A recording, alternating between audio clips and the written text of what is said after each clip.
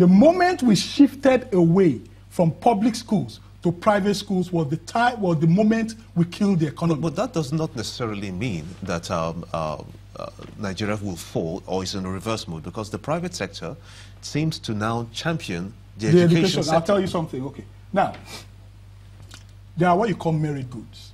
I'll define it. Merit goods are goods the government gives to the society, irrespective, I'll say it again, irrespective, I'll say it again, irrespective of the fact that the society may be able to afford it. Because if the government does not give it to the society free, it will either be under-consumed or paid for. And it's under-consumption or being paid for has both social and economic consequences for the country. That is what we are facing today. Now, let's go to slide.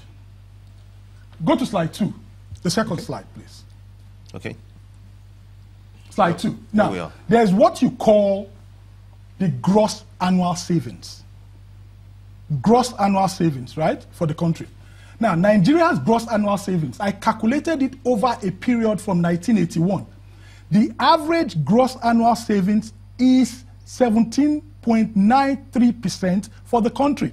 What is gross annual savings? Your gross annual savings is your take-home minus your expense. You understand? For instance, you have Channel paying you probably maybe 10 million naira a year, right? By the time you cover all your expense, which is not supposed to include education and health, right? You are supposed to have 18%, 17.93. Why shouldn't it include education and health? Because you're not supposed. I just defined what is called merit goods for you. The government ought to take over that. Government gives merit goods to the society, free. If that merit good is paid for, we are going to. If merit goods are paid for, what we are experiencing today is what a country will experience. Why? And that's why I want to explain what is the gross annual savings, right? Now, the gross annual savings of a country, of Nigeria, is 17.93%. I calculated it over a period of from 1981 to 2016 or 15, right? 2016, where the data ended. Now, that for Nigeria is 17.93%. China was about 42%. Indonesia, 26. Let me pull up the data, please. Okay. Indonesia had about 20. Okay. Nigeria is 17.9. China is 42.8. Indonesia, 21.5. Thailand, 29.2. Bangladesh, 26.5. Malaysia, 30.9. Philippines, 31.7. India, 29.2. So what is your gross annual savings? It is the money that you're supposed to have to invest.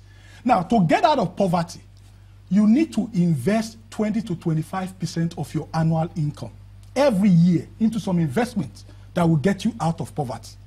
You understand? Now, that for Nigeria, our gross savings, right? So on an average, the average Nigerian is supposed to have approximately 18% of their annual savings after all the deductions, minus education and health. You understand? So that 18% is what you and I are supposed to be putting into investments. So you see why the middle class is growing in China. China has 42.8% as gross savings, right? China is investing in education. They're investing in healthcare. So the average Chinese man has 42.8% of his annual savings to invest. Do you understand? So imagine, right? Let's go to slide 3. Go to slide 3. Okay, that's our government lack of education and investment? Yeah, lack of education investment leads to poverty trap.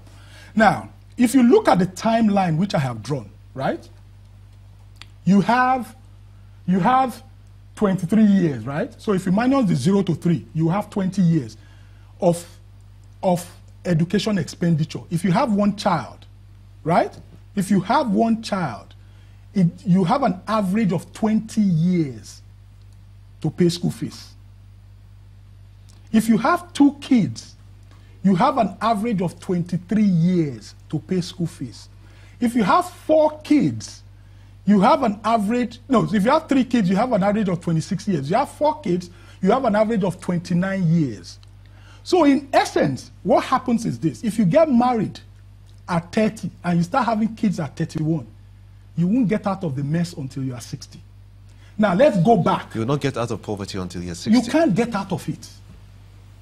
Let's go back to the gross annual savings of the country.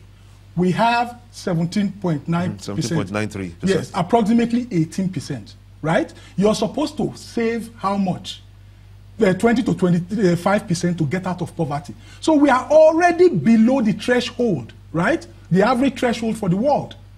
Now, if you have, let's go to slide 4.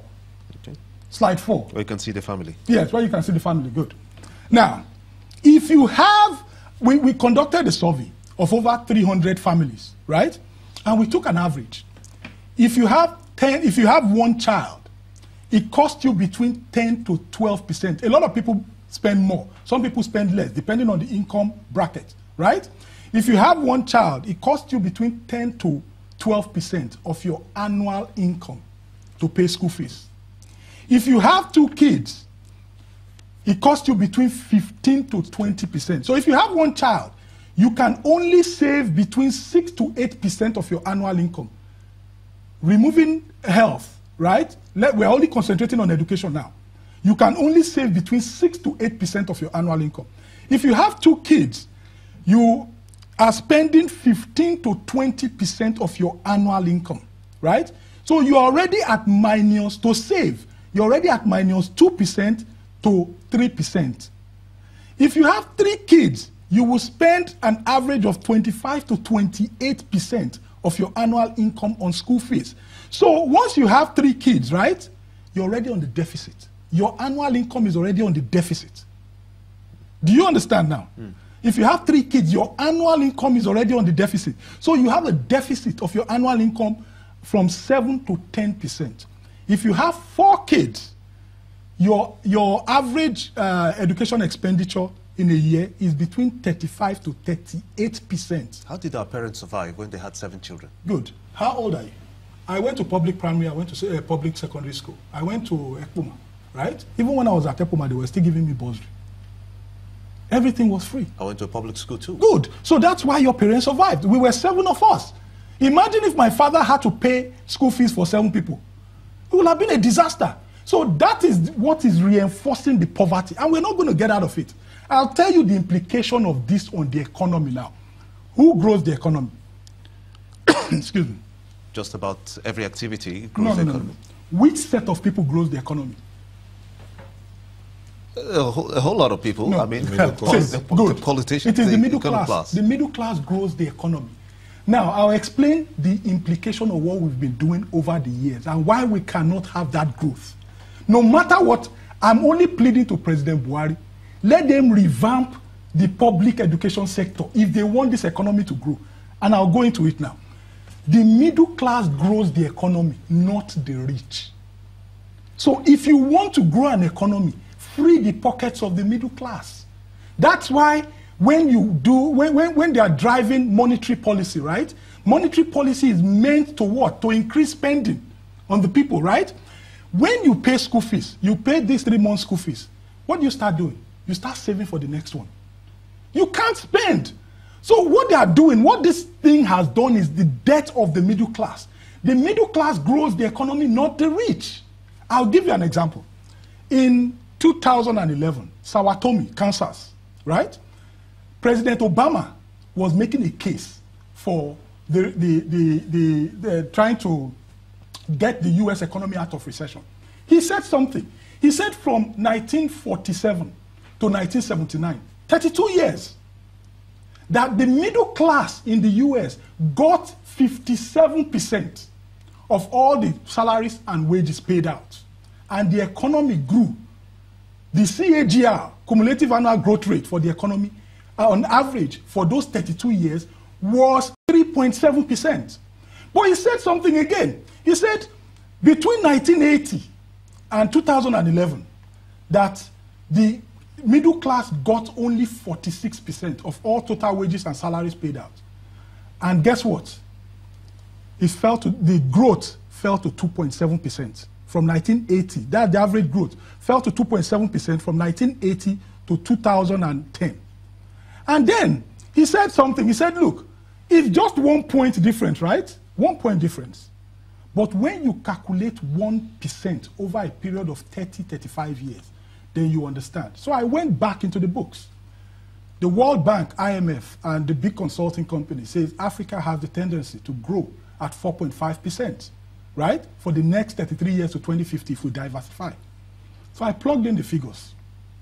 From the $405 billion economy we have, it gave me, to 2050, it gave me a figure of 1.744 trillion. That's if we grow at 4.5%. Then I reduced it just by 1 point to 3.5. Guess what? The economy shrunk to 1.269 trillion. A whopping $470 billion difference just for 33 years. If you want to grow the economy, free the pockets of the middle class. You asked a question and someone did a calculation here and came up with about 7.72%. So that's what he got, earning 315,000 divided by 4.08 million, and then multiplied by 100. So he got 7.72%. Good. You know, that's how many kids? That's how much. He didn't say how much. He didn't say how many kids. Yeah. So that's how much he invests in education. Yes. But now, if we look at this picture here appears to be what we have in the country right now. The government doesn't seem to be doing anything. There are some people here. I actually asked a question. I said, before you came on, I asked a question. Join the conversation. Let's see how we are where we are. And some people are saying, name the names of those that swapped. It's not about name and shame here now. It's about... Look, the timeline is there from 1986, right? Let's if we want to look at the situation as it is now, freeing the pockets, the government will tell you they have to build infrastructure. But you're saying free the pockets of the people. So how would would the government free these pockets? We need to revamp the public schools if this economy is going to grow. How? Look, they need to start investing in the public schools. Now, if you use education, right, there are two ways to jumpstart an economy, right? There are two ways to grow economy, fiscal policy or monetary policy. But you know the beautiful thing about education? When you invest in education, right, you are using both policies. Why? You are investing in infrastructure, at the same time putting money into people's pockets, because you're freeing people's pockets, they can spend more. Okay, we'll go further into this, but we'll have to take a quick break and we'll be back after these messages. Join us again.